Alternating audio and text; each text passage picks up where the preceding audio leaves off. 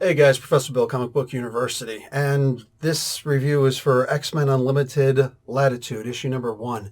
I'm a jackass. I just did 3 whole entire reviews, and I forgot that I used this mic up here instead of my headset mic. So the whole time I'm talking, and I go back and I look at the reviews, and there's nothing there. So this is going to be really quick. I did not like this comic book. I saw the previews, and I thought this was going to be one of the greatest comic books of the modern day. I'm not exaggerating on that at all.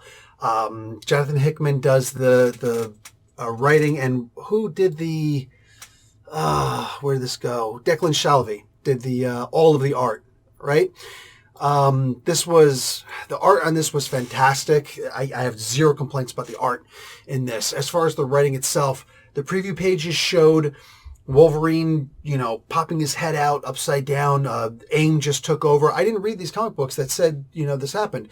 AIM just took over the Peak, which is Sword's floating, orbiting headquarters. And it's like, holy crap, that's wild. Okay. And they kidnapped 3 mutants, so Wolverine's going to go back and get them back. And then he, goes and he starts doing this, I forget what it's called, the free fall, where his hands are behind him. He's going down like a missile, like this. And he's like, I'm the best there is at what I do. And then it goes into the, made by Jonathan Hickman and blah, blah, blah, blah. And I'm just like, I've got to get this comic book. Holy crap.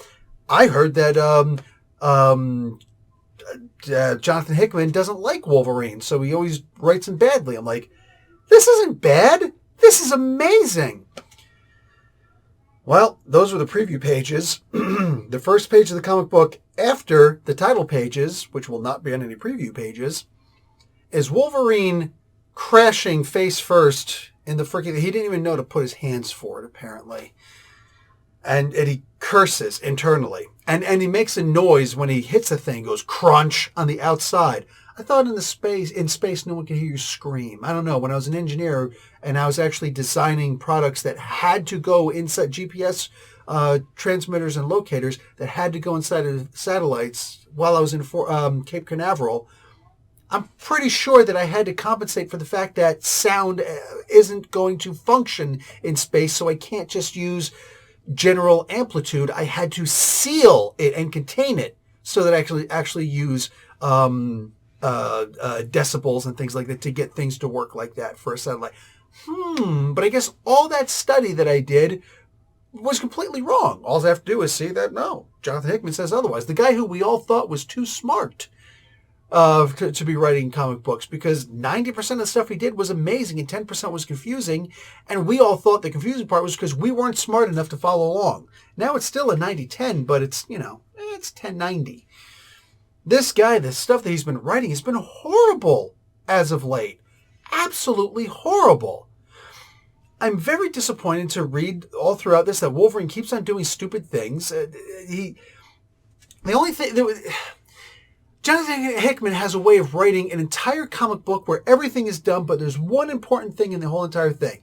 The important thing to understand about this comic book, despite all the nonsense that happened, was that they're trying to aim... MODOK, through AIM, is trying to do a genetic sequencing thing, something that has to, even though it was explained 3 times in the comic book, nobody actually understood what they were trying to say. They had to, they've got like 5 years before AIM is completely ineffectual, and they need mutants in order to do whatever the hell it is that they're trying to do. So they kidnap 3 mutants. So Wolverine has to go and try and rescue all of these mutants. Right in the beginning of the book, if you note through all the pages of static and the backslashes and the nonsense and whatnot, it says mission successful, DNA sequence actual or realized or whatever the hell it was, obtained. That's the whole purpose of this comic book. Everything else in this comic book. So I'm going to spoil the comic book for you. AIM won. That's it. They got Wolverine's DNA. That's all they were trying to do. They won. After that, everything else is just Wolverine getting punked. He'd fly over here or fall over there. He somehow he can tell that there's a 6-pack of beer because the temperature inside of this safe that he can't cut through with his claws. Apparently, he needed the code. The temperature inside the safe was 10 degrees cooler than outside. It's like, okay, so he must have known there were some suds in there. He didn't say suds, which shows that the guy doesn't call them beers. He called them suds, for crying out loud. Hickman couldn't even get that right. Anyway, so Grasney's just, take a drink and want one. And then he goes and proceeds to beat this guy. What was it? 24 panels I counted. 24 panels of Wolverine punching a face. This was your Tom King segment for the comic book. The exact same panels and layouts and everything, and just Wolverine punching this dude in the face. Now, you got to stick with the idea that, Hickman's idea, that mutants aren't allowed to kill humans. So when he's walking through, he's got these dangerous claws, he's just walking, and he's cutting, he's opening doors this way instead of that way. I don't know, man. I don't work out that much, but when I do, I don't usually do this thing. I guess I could do that more often, but I would be trying to open a door that way. I think most of us would try to also, or, whatever. Maybe that's just me. I guess this is the way to do it. The claws can't cut through the door, but they can wedge themselves in. Like, can't even maintain consistency with physics, least of all consistency within the comic book. God forbid consistency within the X-Men universe, because Wolverine's walking around and backfisting people, knocking them unconscious, sticking with the protocol of don't kill humans. But then he goes up to this one human and he just starts punching him in the face multiple times. And the reason why he's able to knock these people out is because I've used brass knuckles, not on people. I've used a roll of quarters in my hands to hit people before, but I've never used brass knuckles to hurt people. But I know how to hold brass knuckles appropriately so they don't hurt the in-betweens of your fingers. You don't know how to do it, that's going to hurt.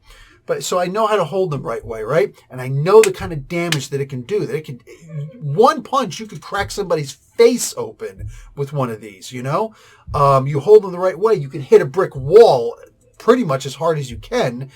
Just got to use your fist differently, use your whole hand, use your thumb a lot.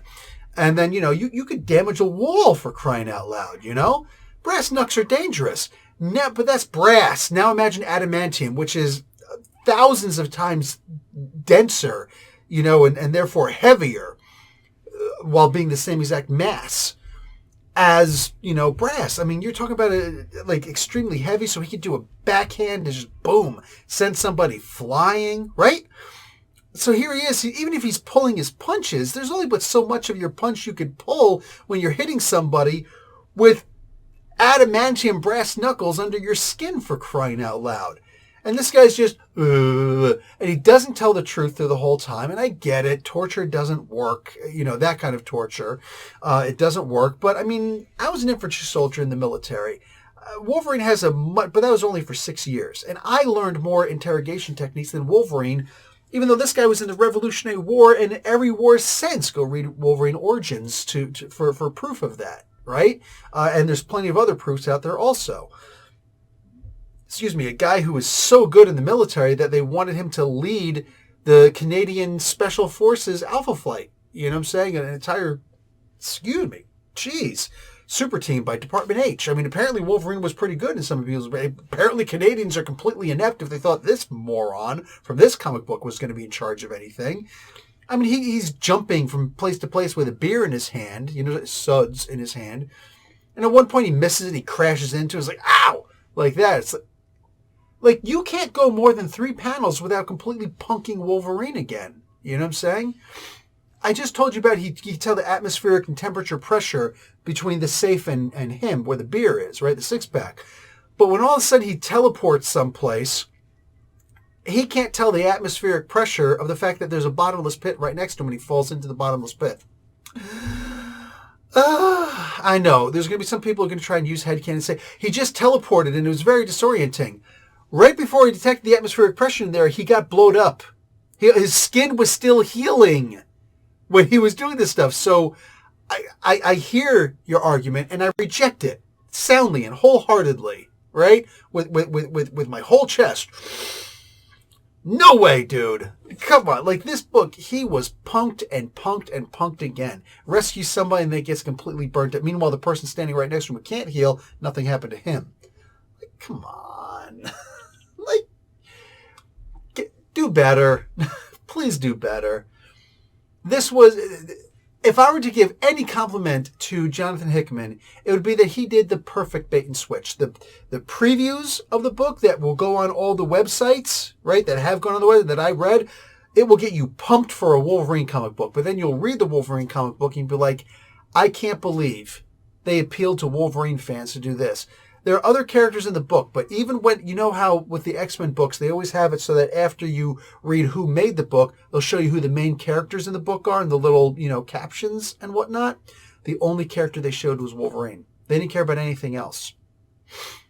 When they say Wolverine is the best there is at what he does, he actually does something effective, but there's no reason as to why he's able to do it. He's going against a holographic version of MODOK, and I know it's a bit of a spoiler for the book, but he's slashing at this, the things there. It's like, this is self-reprogramming with redundancies and self-healing, self-repairing, all this stuff, and there's like 100,000 different wires and nodes and subnodes and subroutines and programs, backup programs. He's like, I estimate it'll take, what did he say, 14 years, something like that. It would take like 7 to 14 years, whatever, of you hacking and slashing for you to be able to get to me and hurt me. But he doesn't even finish the sentence before he's like, oh my God, what's going on? How did you do this? Oh, no! And he disappears. So apparently Wolverine is able to hack and slash like a decade plus worth of hacking and slashing in the matter of a few breaths. That's the one thing he's good at. So just remembered I've got my little Wolverine claw. Oh, I don't think I can access them. Darn it. Yeah, they fell back there someplace. Whatever. I don't pay attention to that stuff. But apparently the only thing he's good at is... That's it. That's the only thing that he's good at. The best he is at what he does. And what he does is scratching your eyes out. Oh my God, this is so sad. He's got cat scratch fever. Wolverine scratch fever. This was a terrible book. And the bait and switch was the only thing that I could be impressed with. He made anybody think this was going to be a good Wolverine book and then turn around and deliver this nonsense. I was hugely disappointed. But, hey, whatever. I hope that he had fun making me recognize that I will not be picking up anything by this guy again for a while, unless I don't realize that he's the person who wrote it. If I just see the cover and I'm just like, oh, this looks good, It is what it is. Yeah, Jonathan Hickman, for me, you lost that plot years and years and years ago. I remember there was a day when comic books were written in a way that got you really into it, right? We got the trial of Magneto. I'm not talking about this recent load of horse crap that just happened that got a whole bunch of people stop reading the X-Men comic books. No. I'm talking about the original trials of Magneto, because there were 2 of them prior to this nonsense one that just happened. No. This one, in the end, nobody could stop Magneto. He was too powerful, and Captain America came to face him. And I know, nowadays, because of the way that the characters are allowed to be written, X-Men fans think that Captain America is the worst character in all of the Marvel Universe. No, that's only to X-Men fans. To everybody else, he's the best character in the Marvel Universe, for the most part, right? He's got the greatest ideals. He's not about following the way that the Constitution is actualized, but the way that it was imagined to be, and the way that, we've still got a few amendments to go before it's essentially perfect, right? And that's what Captain America is. He follows the dream of the perfect America, the perfect world, the perfect people, right? Nobody makes mistakes, but rather we learn from our mistakes, we be better, we are better, everything is better, In the end of the trial of Magneto, Captain America wasn't beating. The Avengers couldn't beat, the X-Men couldn't. Nobody could beat Magneto. Captain America sure as hell with a metal frisbee is going to beat up, Magneto. No way. It's impossible for him to do that. So Magneto kicked Captain America's butt. He used his new psychic powers and did a hard mind probe into Wolverine. Nobody else could really understand what was happening. They were afraid to stop Magneto, or to try and stop the unstoppable Magneto, because it could hurt Captain America. And he started mind probing and trying to find out. He's like, you think that you're you're the best or whatever, but it's all a farce. You have racism in you somehow. Do you hate mutants? Do you hate Jews? I represent them both. And, what do you hate? What do you hate? What are you racist against? And Captain America was completely defenseless. In the end, Magneto couldn't find a trace, not an ounce, not the size of a crease on a mustard seed. He could find no ounce of racism in Captain America's heart. So, and then he decided to surrender to Captain America because of that. Because he's like, if you represent humans, then humans have a chance. And maybe I was wrong, destroying this submarine and killing all those people and everything else. And it was beautiful. It was amazing. So it's a rare situation where somebody, Chris Claremont, under the direction of, Jim Shooter, Claremont wrote a story where Magneto wins and loses. Wins, but surrenders. And it's that kind of storytelling that got people into the books and just made them say, this is the greatest, this is the modern mythology. Greek and Roman mythology, Norse mythology, they don't do it for me the way that the comic books are doing it. Comic books are writing Thor better than Bullfinch ever did, That's the kind of stuff that made me a comic book fan, that made me say this stuff is amazing. And I just wish we can go back to those days where stories actually mattered, where characters actually mattered, where we didn't insult and poke fun of the main character of a book, right? Who wants to read The Lord of the Rings where all three books, right, all three parts of that book, Frodo just keeps on tripping over every root and branch on the way and banging his face and blooding his nose and stubbing his toes. And, Samwise Gamgee's just like, Duh, Mr. Frodo, sure is good I came along. I get to keep picking you up because you really are a klutz. Who wants to read that book? And it's not like Frodo was some great hero who kicked everybody's butt. Got his finger bit off. Sorry, spoiler. Dude got his butt handed to him everywhere he went, but he persevered, much like Captain America did, right? Just compare Captain America with a hobbit. But nonetheless, it was good reading. And it's so sad that I'm looking at a writer like Jonathan Hickman and saying, man, the time before he was writing comic books was so much better than the stuff that he's writing today. I used to, just like everybody else, used to go, oh, Jonathan Hickman's writing something, I have to get everything involved with it. And I'm going to be waiting month to month greedily.